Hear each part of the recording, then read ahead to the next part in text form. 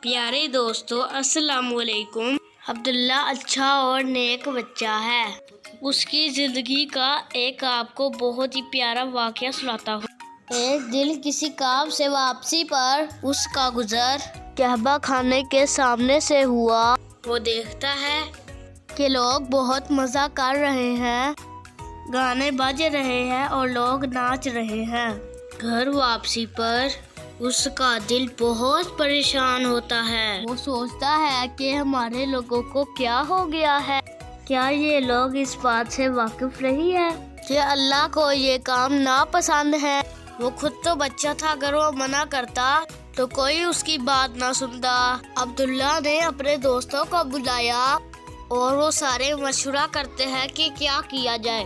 کسی نے کہا وہاں جا کر منع کیا جائے، تو کسی نے کہا خط لکھا جائے۔ عبداللہ کو خط لکھنے کا مشورہ بہت اچھا لگتا ہے۔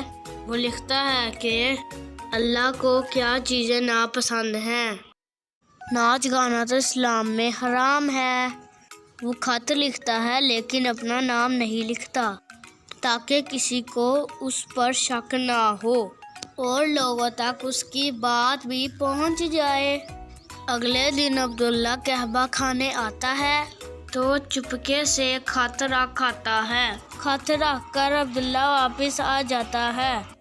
شام کے وقت کعبہ خانے کا مالک خط دیکھتا ہے۔